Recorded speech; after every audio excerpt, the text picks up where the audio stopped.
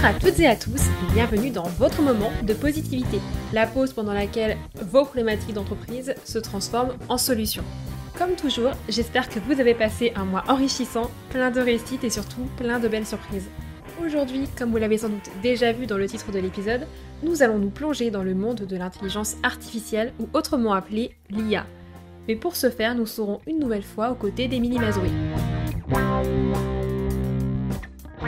Avant de commencer, je tiens juste à vous rassurer. Que vous soyez familier avec le sujet ou que ce soit votre toute première immersion dans l'IA, pas d'inquiétude. Nous allons reprendre les bases ensemble et explorer des applications plus ou moins connues de l'IA dans le domaine des ressources humaines.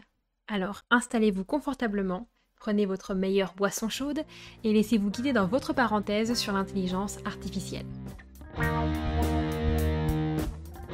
Bonjour Émilie. Bonjour. Eh bien écoute, je suis ravie de t'accueillir une nouvelle fois dans notre podcast. Pour rappel, tu étais venue il y a 2 mois pour l'épisode sur l'attractivité de la marque employeur. Est-ce que tu pourrais rapidement te représenter pour les personnes qui n'auraient pas écouté l'épisode ou tout simplement pour celles qui auraient pu oublier? Donc, Émilie Mazoé, je suis formatrice en IA et en marketing.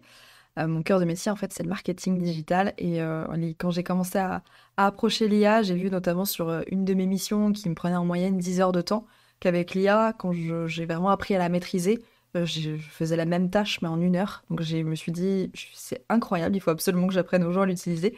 Et donc, ma promesse est devenue gagner 10 fois plus de temps grâce à l'IA, parce que moi, elle m'a fait gagner 10 fois plus de temps sur pas mal de missions. Et donc, du coup, comme je travaille auprès des entreprises de la TPE, PME à la grande entreprise, et bien, du coup, je peux intervenir sur tous ces sujets-là. Et donc, du coup, de plus en plus, j'implémente aussi les process en entreprise parce que je me rends compte que, voilà, au-delà du marketing, il y a vraiment l'intelligence artificielle qui est utilisée comme un outil qui va vraiment aider toutes les fonctions métiers. Alors pour commencer, je vais te demander de définir l'intelligence artificielle, chose qui peut être plus facile à dire qu'à faire. Effectivement, c'est un concept qui peut paraître un petit peu flou pour pas mal de monde. À la base, c'est un domaine de recherche en informatique qui va réaliser des tâches qui normalement requièrent l'intelligence humaine. Donc on va avoir tout ce qui va être résolution notamment de problèmes, traduction notamment, prise de conscience du langage, tout ce qui va être prise de décision, etc. Mais aussi tout ce qui va être aussi opérationnel, par exemple des tâches assez répétitives, l'IA est aussi capable de le faire. Donc en fait, c'est vraiment un domaine de recherche en informatique à la base. Si je simplifie, c'est vraiment une solution qui va permettre de faire ce que peut faire l'humain. L'IA, souvent, on met un petit peu pas mal de choses derrière. Première chose, déjà, toute technologie n'est pas de l'IA. Aujourd'hui, l'IA s'intègre dans les nouvelles technologies, mais on n'a pas de l'IA forcément partout. Un programme informatique qui va, par exemple, pour un robot qui va déplacer d'un objet d'un point A à un point B, c'est pas forcément une IA. C'est une technologie, c'est un programme dans lequel on a dit tu vas déplacer l'objet du point A au point B, mais s'il n'y a pas d'objet, il va faire le même mouvement. Sur l'intelligence artificielle, par exemple le robot d'Amazon, lui qui va être capable d'élaborer par rapport à la taille d'un objet, d'un colis, il va pouvoir être capable de voir la densité du carton à étudier, et donc du coup il va créer un carton sur mesure, il va aller coller la bonne étiquette, le bon code barre et le ranger dans la bonne étagère. Là on est sur l'intelligence artificielle. Ça existe depuis longtemps, hein. Google n'a pas attendu pour mettre en place l'intelligence artificielle. Quand on tape papillon par exemple sur internet, c'est pas quelqu'un qui range les papillons à la main qui les classe. Et donc du coup, on a déjà des algorithmes qui sont en place. Ce qui est tout nouveau par contre depuis novembre 2022, avec l'arrivée de ChatGPT, c'est vraiment l'intelligence artificielle générative. En réalité, ça existe depuis 2015, mais en tout cas aux yeux du grand public, c'est vraiment depuis novembre 2022, on a eu ChatGPT dans les mains. Donc l'IA générative, elle va être capable de créer du contenu, notamment que ce soit sous forme audio, vidéo, que ce soit de la génération de texte comme ChatGPT par exemple. C'est vraiment cette IA-là qui est vraiment devenue accessible à tous, parce qu'on n'a pas besoin non plus de comprendre du code informatique pour s'en servir. Donc c'est assez intéressant. Si je comprends bien, c'est que là où un programme, on va dire classique, va plutôt répondre à un ordre donné d'une certaine manière, l'IA va être capable d'une créativité et d'une adaptabilité dans sa manière de répondre à cet ordre en fonction du contexte. Par rapport à ce dont on l'a alimenté en termes de données, parce qu'effectivement elle va apprendre un certain corpus de texte par exemple, ou un certain corpus d'images si on est sur de la génération d'images. À force de lui dire ce qu'est un papillon, eh bien, elle va réussir à savoir ce qu'est un papillon de manière probabilistique.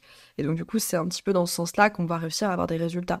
Donc, on a des chemins qui vont amener à des résultats. C'est pour ça que si une personne à côté de vous utilise l'IA et pose la même question, n'aura pas la même réponse exactement, parce que le chemin de probabilité utilisé sera sûrement différent. Donc, du point de vue d'un RH ou d'un manager, est-ce que c'est intéressant d'utiliser l'IA dans des tâches quotidiennes ? Alors, en tant que manager, déjà, on peut se simplifier la vie sur tout ce qui va être administratif, tout ce qui va être répétitif en termes de tâches. Je pense notamment à tous les outils bureautiques, hein. Ça peut être pour la planification d'agenda, la planification d'outils ou en tout cas d'utilisation de process logistiques, par exemple. On peut se simplifier la tâche à bien des niveaux. Alors, ça dépend des métiers, puisque le manager a plusieurs casquettes aussi selon les secteurs des secteurs métiers. Ce qu'il faut retenir, c'est surtout que l'IA va pouvoir simplifier le quotidien, éviter de prendre trop de temps sur des tâches qui sont chronophages ou à faible valeur ajoutée, et plutôt prendre le temps avec les gens, prendre le temps avec les équipes, faire monter les personnes en compétences, les écouter plus, prendre le temps en fait de faire en sorte que le cadre du travail soit aussi plus agréable. Donc c'est en ce sens-là que l'IA, elle est intéressante. Donc sur la dimension RH, il y a aussi plein de cas d'usage, hein. On peut avoir faciliter la création de fiches de poste, de process d'intégration, d'optimisation, de rendez-vous, etc. Donc par exemple, on pourrait imaginer des outils d'analyse qui interpréteraient les feedbacks de collaborateurs ou encore des systèmes qui permettraient d'améliorer la communication en interne. Par exemple, alors au-delà juste de l'analyse de la communication interne, c'est même créer des supports, créer des messages, aussi par rapport à ses collaborateurs, créer des systèmes. Alors moi j'aime bien le faire avec les outils d'IA conversationnels, donc des personas, c'est-à-dire d'avoir des fiches types, par exemple, de collaborateurs, de voir aussi comment est-ce qu'ils fonctionnent, comment est-ce qu'ils réagissent, et donc de leur proposer aussi un parcours qui va être adapté pour eux, que ce soit un parcours d'évolution en interne, que ce soit aussi un contexte de travail aussi en interne, et donc du coup d'avoir aussi la possibilité d'échanger avec l'IA pour commencer à réfléchir aux solutions qui vont faire que les collaborateurs vont se sentir de mieux en mieux en interne.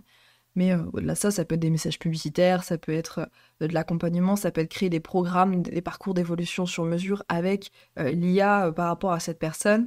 On a aussi de l'analyse de CV, tout ce qui va être analyse des appels, analyse des comportements, etc. pour voir si la personne va fitter avec l'équipe ou pas. Après, il ne faut pas oublier que on est quand même sur des métiers humains, hein, donc du coup, la dimension aussi relationnelle et ressentie est importante. C'est aussi pour ça qu'il faut nuancer. C'est-à-dire que c'est intéressant d'automatiser tout ce qui va être administratif, tout ce qui va être chronophage, tout ce qui va être répétitif, tout ce qui va être, voilà, socialement sur l'ordinateur d'ailleurs, mais de faire en sorte de garder l'humain là où c'est plus important de le garder. Pour faire un lien avec notre premier épisode, d'ailleurs n'hésitez pas à aller l'écouter si ce n'est pas déjà fait, est-ce que l'intelligence artificielle peut nous aider à améliorer notre image de marque employeur ? Bien sûr, alors pour le coup, il y a beaucoup de choses que l'IA elle peut faire, hein, de manière générale. Il n'y a pas trop de limites sur les cas d'usage et les choses sur lesquelles on pourrait l'implémenter. La marque employeur, donc, comme je le disais tout à l'heure, hein, ça pourrait être des campagnes, des messages adaptés par rapport à ses candidats idéaux, sa cible. Parce qu'effectivement, même sur la marque employeur, on a une stratégie marketing. Donc finalement, quand on est sur l'intermédiaire entre la RH et le marketing, il faut prendre en compte les deux dimensions. Et on pourrait donner le rôle à l'IA d'être un expert de la marque employeur et de nous guider dans notre stratégie en tant que stratège en interne. On peut effectivement élaborer des questionnaires, des fiches de poste. On peut élaborer voilà, des nouveautés, des innovations pour favoriser l'accompagnement de nos collaborateurs, pour attirer davantage de collaborateurs, mettre en place des stratégies avec un plan d'action étape par étape. On peut vraiment tout imaginer pour le coup, et ça peut même être effectivement faire en sorte que y ait un espèce de petit robot personnalisé pour chacun des collaborateurs, quitte à personnaliser une IA et les accompagner pour travailler avec cette IA, notamment par exemple sur certains sujets spécifiques. Aurais-tu des noms d'outils IA qui permettraient d'améliorer le recrutement et qui seraient accessibles à des PME par exemple ? Alors pour améliorer le recrutement, il y en a pas mal. Alors moi je conseille toujours d'aller tester les IA par soi-même parce qu'il y a plein d'outils qui existent, il y en a qui sortent toutes les semaines, donc effectivement il y en a qui sont meilleurs que d'autres, mais ça c'est vraiment pour le coup personnel. Moi j'aime bien aller sur le site Exploria, donc AIXPLORIA, où on a une liste d'outils IA qui est assez sympa. Vous tapez Exploria liste d'outils IA et vous allez avoir vraiment tous les outils qui peuvent exister sur votre métier. Donc on va avoir tout ce qui va être notamment pour le recrutement, tout ce qui va être le sourcing, analyse des CV. On peut avoir des outils aussi qui vont nous permettre quand on a juste des relances messages à faire, de pouvoir les faire automatiquement sans forcément nous passer du temps, à bloquer du temps dans l'agenda, etc. Des fois, une relance, ça prend vraiment littéralement 30 secondes de rappeler au candidat son rendez-vous, par exemple. Ça, on peut l'automatiser aussi. En outil, moi j'utilise beaucoup, alors pour les comptes rendus de manière générale, mais du coup pour les rendez-vous d'entretien, par exemple, ça peut être intéressant. Fireflies AI, qui est un outil qui se met très facilement sur les outils de visio, que ce soit sur Microsoft Teams ou Google Meet, peu importe. Et ça nous permet tout simplement d'avoir un compte-rendu détaillé de l'échange. L'IA, elle est intéressante aussi sur des outils d'IA conversationnels comme ChatGPT ou Gemini, par exemple. On va avoir la possibilité d'analyser, moi je l'ai fait par exemple pour un recrutement, quand j'ai fait aussi un peu de coaching, analyser le CV de la personne, analyser la fiche de poste pour laquelle il postule, et le mouliner pour réussir à avoir des questions sur mesure pour bien préparer l'entretien. Et donc en fait, plutôt que de passer beaucoup de temps à préparer cet entretien, en quelques secondes, on peut avoir les questions les plus pertinentes pour creuser un petit peu le candidat sur certains sujets. Donc ça peut être assez chouette. Quels outils est-ce qu'on utilise également ? Alors, il y a plein de choses qui sont vraiment possibles. Je pense que ça dépend vraiment des métiers et des usages, pour le coup, et selon aussi votre aisance avec les outils digitaux de manière générale.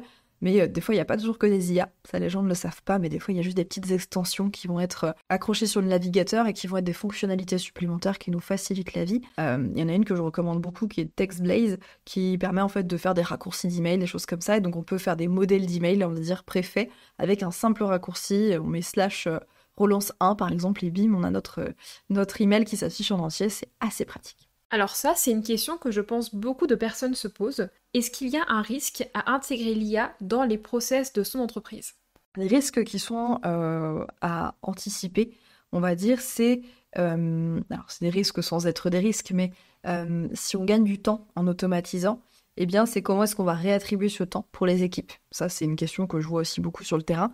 C'est qu'est-ce qu'on fait de ce nouveau temps qu'on a gagné ? Comment est-ce qu'on le réattribue ? Donc, moi, je préconise toujours de décanter tous les process de chaque métier, ce qui permet d'aller identifier sur quoi est-ce qu'on met de l'IA ou sur quoi est-ce qu'on met tel ou tel outil, en faire un plan d'action sur lequel on va mettre en place les choses, et à partir de là, on va pouvoir se dire, ok, j'ai quantifié mon temps au démarrage sur ces missions. Avec l'implémentation de l'IA et l'automatisation, combien je gagne de temps ? En fait, à partir de là, on va se mettre un nouveau plan de stratégie pour faire en sorte que l'entreprise évolue grâce à ces nouvelles ressources disponibles, entre guillemets. Et donc, du coup, sur les risques, j'ai envie de te dire, ce qu'il faut faire attention, surtout, c'est quand on met en place de l'automatisation, c'est vérifier régulièrement que ces automatisations n'ont pas sauté. Parce que des fois, on s'en rend pas forcément compte, mais ça commence par juste un email de redirection qui est mal redirigé, ou alors c'est une fonctionnalité qui n'est pas mise à jour, ou quelque chose qui n'est juste plus fonctionnel, pour X ou Y raison, parce que le process a changé, qu'on a changé de dossier, etc., etc. Et à ce moment-là, l'automatisation, eh bien, si elle n'est plus en place, eh bien, ça peut affecter énormément le service et l'activité de l'entreprise. Donc pour ça, c'est d'avoir un garde-fou. Tu vois, un garde-fou qui permette justement de vérifier régulièrement ces automatisations, de voir que tout fonctionne bien, de les retester. Pour ça, effectivement, il faut avoir un système de veille qui soit en place, que ce soit une fréquence régulière ou que ce soit un outil qui nous permette d'avoir des alertes. Mais quand on implémente tout ça, il faut quand même être un petit peu vigilant sur ces sujets-là, parce que si la personne qui gérait une mission particulière, on a réussi à l'automatiser, eh bien si la fonctionnalité en question est paramétrée techniquement et ne fonctionne plus, eh bien ça va affecter tout l'ensemble de la chaîne. Donc ça, il faut vraiment faire attention à ça. On peut avoir le risque aussi de déshumanisation, j'entends par là, pas forcément en interne, parce que je pense que les entreprises ont quand même cette volonté, surtout en France, de garder cette dimension humaine dans les équipes, et moi je le vois, la plupart des entreprises qui veulent implémenter l'IA, le but, c'est pas effectivement de faire des plans sociaux, c'est pas forcément l'objectif numéro 1, c'est plutôt comment est-ce qu'on fait pour que les équipes aillent vers des missions qui ont plus de sens, sur lesquelles elles ont plus de valeur ajoutée, pour aller développer l'entreprise vers des choses qui sont valorisantes pour tout le monde. Des fois, on en a un petit peu peur. Le gros frein, moi, que je vois, c'est est-ce que je vais être remplacé par l'IA ? Non, on va pas être remplacé par l'IA si on apprend à le maîtriser, et surtout si on a envie d'évoluer vers plusieurs sujets, qu'on est curieux d'aller vers la suite, et qu'on a envie aussi de passer différents niveaux dans son activité, plutôt que de faire juste des copier-coller, parce que c'est aussi le type d'activité qu'on peut retrouver, mais tout ça, on peut se faciliter la vie pour aller vers des choses plus humaines. Moi, je dis toujours plus d'IA pour plus d'humains. Et donc, effectivement, c'est comment est-ce que je me simplifie la vie sur des tâches chronophages pour aller vers des choses où là, je peux être vraiment en relation avec les gens, que ce soit en interne ou en externe, puisque si on fait de la relation client, bien, on peut plus prendre le temps de chouchouter ses clients, de faire en sorte qu'ils vivent une meilleure expérience.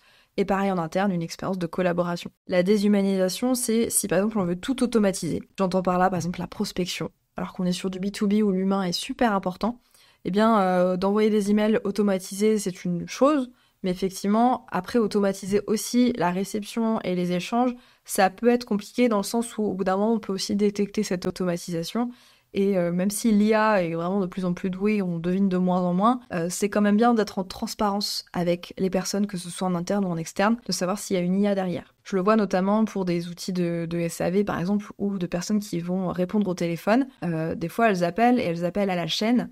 Eh bien, cette partie-là, on pourrait l'automatiser. Dans ce cas-là, si on utilise une IA qui répond au téléphone, parce qu'elles le font très très bien, hein, très, très clairement, on est sur des bonnes évolutions et de plus en plus l'IA est très performante, même sur du vocal, et de la prise en compte des besoins, c'est dans ce cas-là de dire dès le début que c'est une IA qui est derrière, c'est une assistante IA.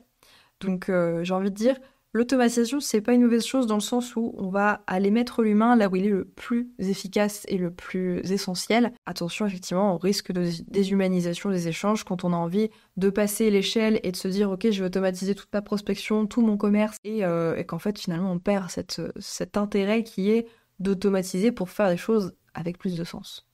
Justement, en parlant d'humain, est-ce que l'IA pourrait détecter des compétences émergentes au sein d'équipes ou au contraire, anticiper les futurs besoins de formation de ses collaborateurs? Bien sûr, alors on parlait dans l'autre podcast justement de la dimension aussi prise de besoin, écoute et notamment avec des questionnaires ou des entretiens annuels, prendre un petit peu le pouls de ce qui se fait. Ça pourrait être intéressant effectivement d'avoir la retranscription avec consentement du collaborateur bien sûr, mais donc de récupérer cette retranscription pour, avec l'IA, récolter un petit peu les pistes d'amélioration, les plans de carrière, regarder ce qui pourrait être pertinent pour chacun des collaborateurs et faire en sorte que l'expérience carrière, si je puis dire, soit la plus intéressante possible. Donc je suppose que les entreprises seront elles-mêmes dans le futur obligées d'acquérir de nouvelles compétences avant de pouvoir utiliser l'IA dans leur stratégie. Alors on peut avoir plusieurs versions, on va dire.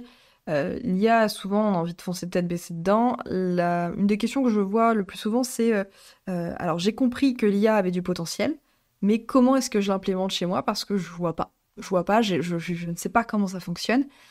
En fait, avant même de mettre de l'IA, ce qu'il faut, c'est aller décanter les process. Si on ne sait pas comment fonctionne notre entreprise étape par étape, eh bien on ne voit pas déjà comment se simplifier la vie avec des outils ou avec simplement des façons de procéder qui peuvent être plus simples. J'entends par là qu'effectivement, sur certains leviers, on va avoir tendance à tout de suite vouloir mettre des nouveaux outils, de la nouvelle technologie. Mais en fait, on peut déjà juste simplifier, enlever des tâches qui sont chronophages ou inutiles et qui n'apportent pas forcément de valeur ajoutée à l'entreprise, voir sur quoi les collaborateurs perdent du temps, mais par contre qui leur font pas perdre de la qualité au travail, parce qu'il y a une nuance là-dessus, hein, on ne va pas non plus enlever des temps qui sont importants pour les collaborateurs au niveau des moments où ils vont souffler, par exemple. Alors, le but, c'est pas d'enlever ces temps-là, c'est plutôt de se dire, ok, est-ce qu'il n'y a pas des tâches qui sont pas essentielles dans telle ou telle fiche de poste. Pour l'intelligence artificielle, on peut déjà avoir cette prise de recul de, ok, est-ce que je ferais pas un audit ou un bilan chaque année pour déjà voir au niveau de mes process ce qui pourrait être amélioré. De prendre, je pense qu'une semaine, c'est pas trop. J'aime bien faire tous les 3 mois ce que j'appelle la semaine stratégie. C'est une semaine qui est très simple et qui consiste tout simplement à ne rien faire d'autre que de la stratégie, de se poser sur les process, d'observer ce qui se passe dans l'équipe, en interne, regarder ce qui pourrait être amélioré et prendre cette hauteur-là pour redéfinir le plan d'action pour les 3 prochains mois. Souvent, on a une vision annuelle. C'est déjà très bien parce que ça permet d'avoir le cap pour la suite, mais d'avoir une vision qui est réajustée tous les 3 mois avec une vraie prise de hauteur, ça permet vraiment de favoriser l'amélioration continue.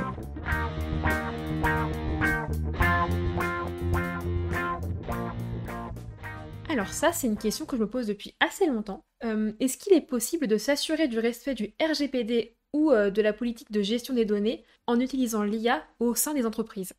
Alors, les questions de données personnelles, c'est quelque chose de super sensible de manière générale. On a beaucoup d'intelligence artificielle qui sont liées avec des outils qui sont basés aux États-Unis essentiellement. Donc ça, j'ai très très souvent la question. Ce qu'il faut se dire, c'est que dans tous les cas, nos données, elles vont sur plusieurs comptes, sur plusieurs outils. Donc déjà, de manière générale, nos données, elles sont un peu partout. Comment est-ce qu'on peut assurer la confidentialité des données? J'ai envie de dire, on ne peut pas à 100%. On l'a vu de toute façon, même sur des entreprises qui ont un serveur en interne, etc., il y a des cyberattaques. Donc ça, on n'y échappe pas. Il y a des entreprises qui ont vraiment dû repenser tout leur process et qui ont eu des attaques et qui ont tout perdu au niveau des dossiers, des archives, etc., parce qu'elles ont eu des cyberattaques et tout a été bloqué en échange de rançon, par exemple. Donc c'est des enjeux qui sont déjà présents, même sans IA. moi, si je peux donner des pistes de solutions, c'est qu'on a des IA aujourd'hui qui peuvent se développer en interne. L'avantage, c'est qu'on va alimenter une IA de A à Z avec nos données. Donc typiquement, on va pouvoir proposer à l'IA d'avoir comme documentation les documentations de l'entreprise. Rien n'est 100% sécurisé tout de même, puisque effectivement, quelqu'un peut hacker l'IA, bien sûr, mais au moins d'avoir cette IA en interne, c'est intéressant dans le sens où on a vraiment les documents de l'entreprise. Néanmoins, il faut avoir en tête que ça coûte très cher d'avoir des serveurs en interne, ça coûte très cher de stocker de l'IA parce qu'aujourd'hui c'est très énergivore, c'est très dense au niveau de la production d'énergie que ça demande, et donc du coup aujourd'hui c'est pour ça qu'on a des IA qui vont jouer sur des économies d'échelle et qui vont être notamment typiquement comme du ChatGPT avec l'entreprise OpenAI, des parcs informatiques qui sont dédiés pour ça. Il faut savoir que voilà, on s'améliore de plus en plus parce que comme ça coûte beaucoup d'énergie et qu'on l'utilise de plus en plus, il y a des innovations qui sont mises en place petit à petit pour que ça coûte de moins en moins d'énergie et d'espace, mais il faut vraiment avoir en tête que même si on va résoudre d'une partie la dimension confidentialité des données, de l'autre on va peut-être jouer sur le quota d'énergie, etc. De plus en plus on a des IA qui aujourd'hui arrivent à tourner sur des serveurs locaux qui sont beaucoup plus légers, mais bon, ça demande quand même du paramétrage informatique, ça demande quand même un expert en IA qui vient en interne, parce que là, pour le coup, on n'est pas sur comme un ChatGPT où tout le monde peut y accéder facilement. Là, il faut pouvoir l'implémenter dans l'entreprise, ça demande plus de temps, ça demande plus de conseils, et il faut vraiment quelqu'un qui le fasse. Donc, il y a des experts qui existent pour ça. Donc, les enjeux de sécurité, aujourd'hui, c'est compliqué pour chaque entreprise d'avoir son IA interne. C'est possible. Ça demande juste un peu plus de temps, de logistique.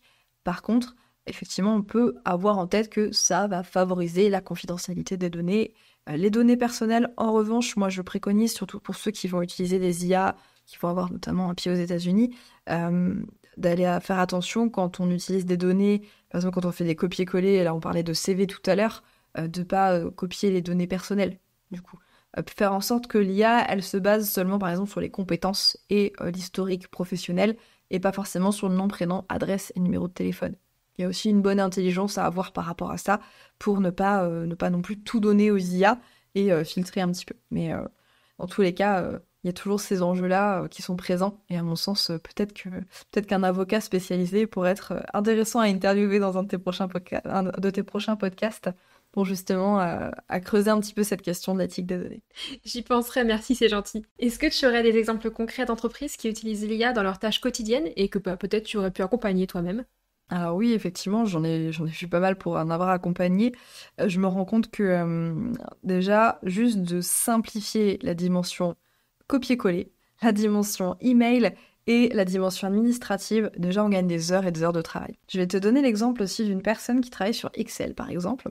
Il faut savoir que sur Excel, on n'a pas forcément besoin de l'IA. Aujourd'hui, on peut automatiser pas mal de choses, par exemple avec les macros. Ça, c'est quelque chose qui n'est pas beaucoup connu des personnes, mais les macros, déjà, on peut automatiser plein de choses avec les macros.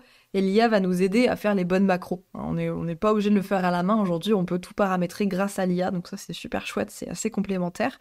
Et donc, c'était une personne qui travaillait sur des budgets de formation, d'ailleurs, pour la dimension publique. Et donc, du coup, quand je lui ai expliqué comment ça fonctionnait, je lui ai appris à l'utiliser. Elle est revenue, je crois que c'est 2 semaines après, et on a échangé encore une fois sur comment elle a pu mettre ça en place. Elle m'a dit, c'est impressionnant, j'ai gagné quasiment 1 semaine de travail. J'ai dit, tu te rends compte que là, c'est 1 semaine sur l'année. C'est-à-dire qu'aujourd'hui, elle a juste besoin de vérifier que ses macros fonctionnent bien dès le début de semaine. Elle va y passer quelques minutes et elle a fait son travail pour la semaine. Donc effectivement, il y a vraiment des cas super intéressants parce qu'on se rend compte que, en plus, on n'est pas obligé d'avoir des nouveaux outils. On peut juste optimiser les outils qu'on a déjà, qui vont ou pas utiliser l'IA, mais au moins qui ont des fonctionnalités où des fois, il faut juste se former un petit peu plus sur nos outils du quotidien, réussir à mieux les prendre en main pour gagner en productivité. Donc ouais, en fait, tu vois, c'est vraiment quelque chose de un cercle positif, j'ai envie de dire, parce que si on comprend nos outils, qu'on prend de la hauteur, et qu'en plus, on arrive à utiliser l'IA en booster de nos résultats, là, on peut vraiment faire des choses très puissantes. Et donc, du coup, il y a des entreprises qui gagnent des heures et des heures de travail. Et donc, elles peuvent plus prendre le temps avec leurs collègues et prendre le temps aussi avec les clients. Donc, ça valorise un petit peu l'expérience pour tout le monde. Oui, et puis je pense que c'est aussi important de rappeler que l'IA peut être utilisée dans tous les types d'organisations et entreprises, peu importe leur activité et leur taille. Bien sûr, alors pour le coup, moi je l'ai vu sur des entrepreneurs indépendants par exemple qui veulent automatiser, eh bien c'est simple, on va créer des scénarios qui vont permettre justement de coupler des applications entre elles. Et des fois, là je l'ai fait pour une cliente par exemple qui avait, elle faisait du podcast justement, elle avait une centaine de podcasts à implémenter sur son site internet. Et je me suis rendu compte que si je faisais tout à la main, ça allait être super long parce qu'effectivement, il fallait implémenter le titre, l'image, le texte, il fallait mettre toute la dimension SEO, donc avec les métadescriptions, title, etc. Donc bref, il fallait faire du copier-coller, très clairement. Eh bien, on a automatisé tout ça. Avec un outil, on a aspiré toutes les données, on l'a remouliné avec les outils d'intelligence artificielle et on en a fait des articles complets optimisés pour son référencement naturel et en une automatisation, on a implémenté une centaine d'épisodes directement sur son site. Donc c'est ce genre de cas d'usage qu'on n'a pas forcément en tête quand on n'est pas dans le sujet, mais il faut se dire que si on arrive à penser le process au global, eh bien on peut avoir des ajustements qui vont nous faire gagner du temps. Et ça dépend pas de la taille de l'entreprise, ça dépend juste du process. Et surtout si on a du copier-coller, des emails et de l'administratif, eh bien déjà, ça gagne beaucoup de temps. Mais sur des choses comme ça, où on a beaucoup de copier-coller, de clics droits, etc., ça, pour le coup, on peut vraiment se faciliter la vie. Il faut vraiment avoir en tête que, de manière générale, tout ce qui est répétitif est automatisable. Si vous faites l'action plus qu'une fois, c'est que potentiellement on peut l'automatiser. Encore une fois, merci beaucoup Émilie d'avoir accepté de répondre à toutes nos questions sur l'intelligence artificielle. Comme à notre habitude, je vais clore ce sujet avec notre fameuse dernière question que tu connais déjà maintenant. Pour rappel, chez Adocom Formation, on est fan de cinéma et toutes nos salles ont d'ailleurs des noms de personnages qui nous ont marqués. Est-ce que tu aurais une deuxième recommandation de film à nous faire, mais cette fois-ci sur le thème de l'IA? Alors, j'ai envie de citer autour de l'intelligence artificielle le film Her, donc H-E-R, qui montre que effectivement un humain peut s'attacher à une IA à partir du moment où elle réussit à montrer le côté émotionnel, le côté sur mesure par rapport à la personne, etc.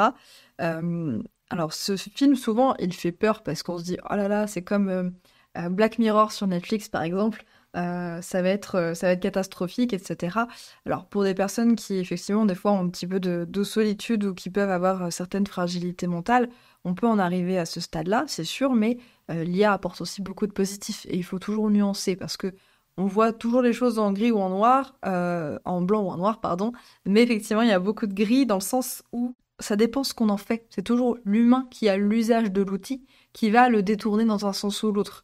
Il y aura toujours du positif et du moins positif. Après, la question, c'est quelles intentions on met derrière. Et le film Her, il est intéressant parce que on voit aussi que l'IA, elle peut connaître la personne sur mesure. Et ça, c'est super intéressant parce qu'effectivement, aujourd'hui, l'IA, elle a de la mémoire et en plus, elle peut nous connaître sur le bout des doigts. Donc, elle peut nous accompagner pour nos missions du quotidien avec notre patte, notre style, notre façon de penser ou d'écrire ou de structurer nos arguments.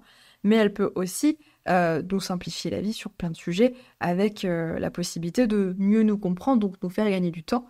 Après, effectivement, il y a toujours ce côté dépendance. Et donc, c'est ça surtout que le film met en avant, c'est qu'on peut s'y attacher tellement que ça finit comme nos smartphones, on a du mal à s'en détacher.